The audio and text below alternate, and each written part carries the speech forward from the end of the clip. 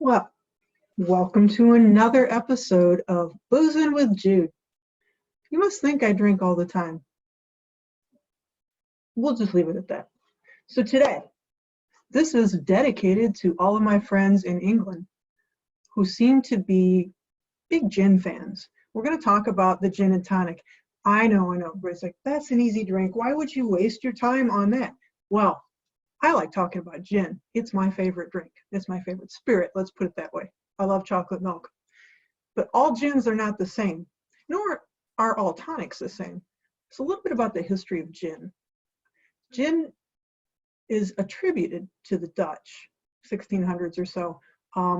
They called it Genever, and the primary flavor, the primary standalone in gin is a juniper berry, so it has a piney flavor. So you can go back to that, although I've read that as far back as the 1200s or the 13th century, there was some claim that the Italians had a version of gin made out of juniper berries.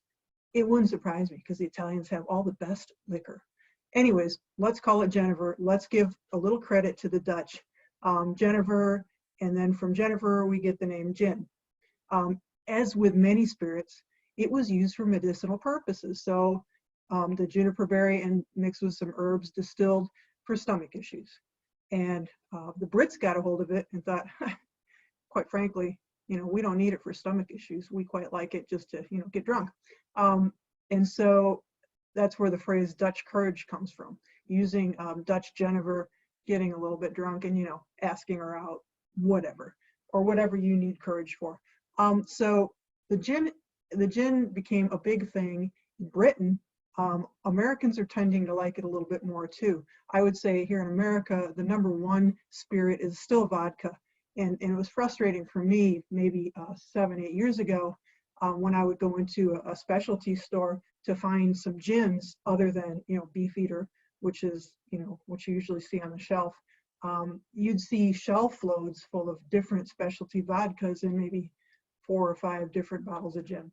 Now it's gin has caught up. There's all different sorts made with different botanicals, etc., etc. So the gin and tonic, it depends on what you like.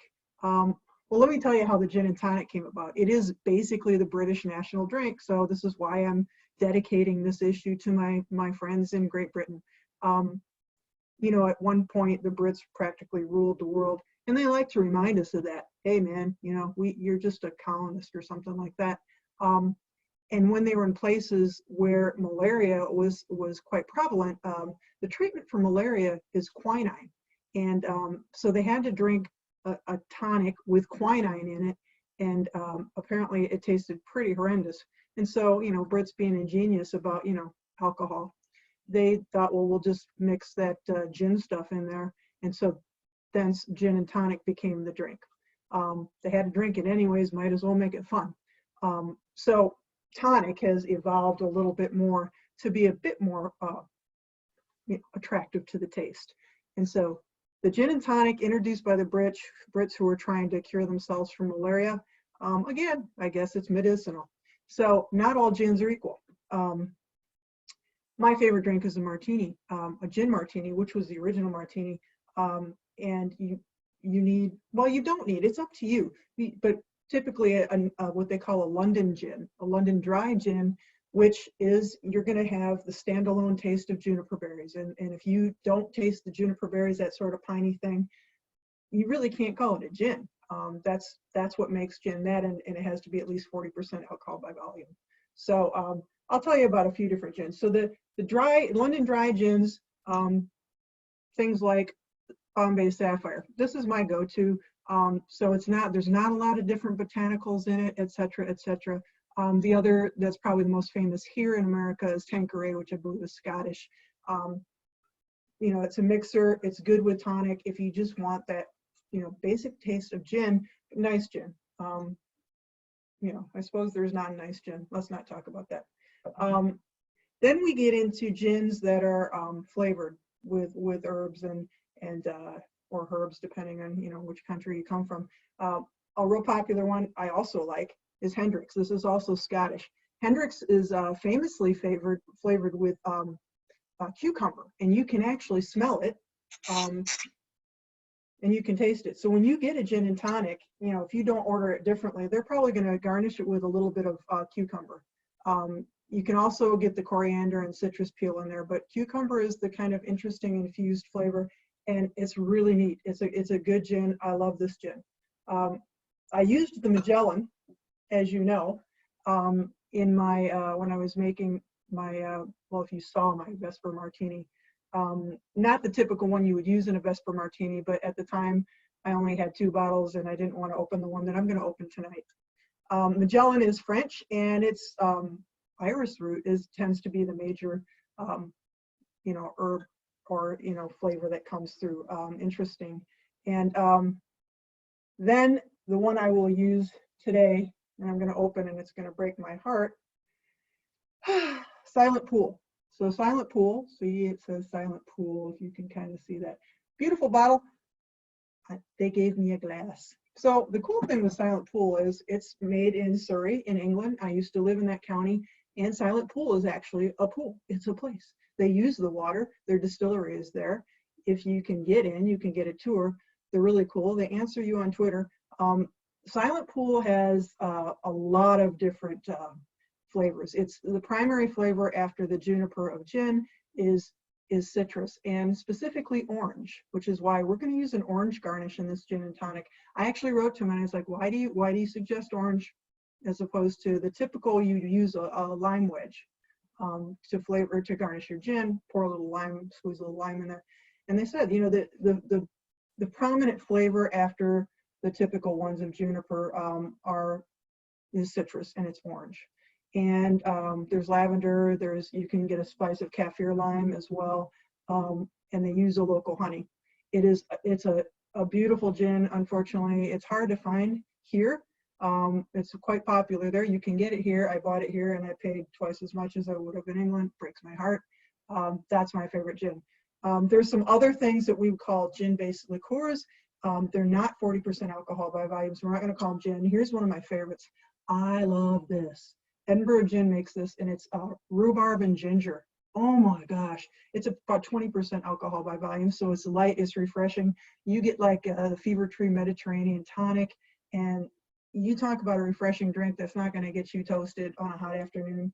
This is really great stuff. And then one of the more famous ones in England, and I'll do this a little bit later for my friend Pamela in Italy who loves Pimm's. Pimm's cocktail, Pimm's #1, fruit. It's a fruit cup that we make with it. Is gin based as well, but it's like about 25% alcohol by volume, so a lot lighter. And it's a real cultural drink in England. I mean, men drink Pimm's too. It has fruit in it, and we'll talk about that later when I make the Pimm's cup. Tonics, you know what? There are a lot of tonics out there, but if you're going to spend a lot of money on a good gin, don't go buy the store brand big 3-liter plastic bottle of tonic. It's not going to be as good.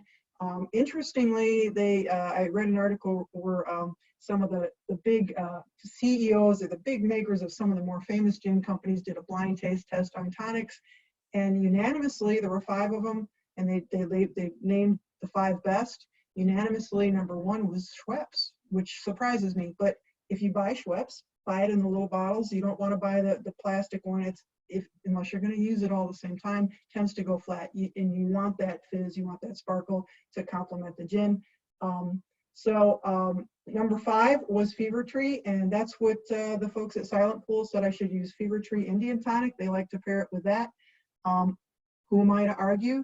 So Fever Tree is a little bit more expensive, but again, if you're gonna spend money on the gin, have a good tonic. So it has quinine in it, and they, you know, natural quinine, but it's not like the stuff that's going to treat you for malaria. So don't get, you know, worried about that being terrible. The other thing with it is, you know, well, is it gonna get watery if you put a lot of ice in it? No, actually, the key is with any drink that you want cold and you want it on the rocks is to put a lot of ice in it. Okay, because the colder the glass is and the colder the drink is, you know, the ice isn't going to melt as much. So if you put 2 cubes in there, if you go to England and they put 1 ice cube in there, it's melted before you get a quarter of the way through it. You might notice that. So I'm doing what the Silent Pool folks said, and I agree with them. I'm going to fill up my glass, my lovely Silent Pool glass. thank you folks at Silent Pool. I love this. They did a taste test when I lived in Woking at a fair there, and they had a lady presenting and talking all about Silent Pool. I was just fascinated. I love it. I love it. So here's your summer drink, gin and tonic. Pick your gin. For me today, it's Silent Pool. So what are the proportions? Okay, well, I'm going to do proportions like for the layperson, not like how I would make it. So basically, 1 part gin, 2 parts tonic, or what I would say is 2 ounces of gin, 4 ounces of tonic. But basically, if you go to, I laugh, when you're in England, basically in London, they'll say, do you want a single or a double? And they'll give you the gin in a glass, and they'll give you the bottle of tonic, which, okay, the gin, if you order a single, it's like a baby's mouthful. Okay, it's like a baby's mouthful. And if you order a double, it's still like a baby's mouthful. So, you know, and you'll pay a lot of money for it. So I like getting drinks here where you just order it, and, you know, the guy doesn't measure behind the bar. He just, you know, pours it in out of the bottle. So there's your 2 parts gin. Yeah, there's your 2 parts gin. And then we're gonna just eyeball, because, you know, you're not gonna, it's really sort of hard to put tonic in a little, you know, measuring cup or whatever. So bar tool. So, you know, you're gonna fill your tonic up.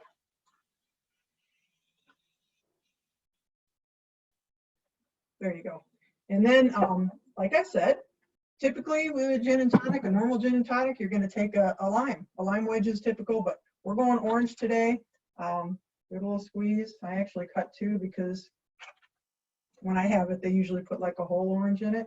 So I'm just gonna put 2 halves in. So there it is. Gin and tonic on a summer's day. Okay, it's really kind of cold out today, although the sun's out. But let's pretend that summer's gonna come here to Mishawaka, Indiana. Here's to my friends, the Brits, who created this lovely drink. Cheers, as you would say, and salute. Oh my.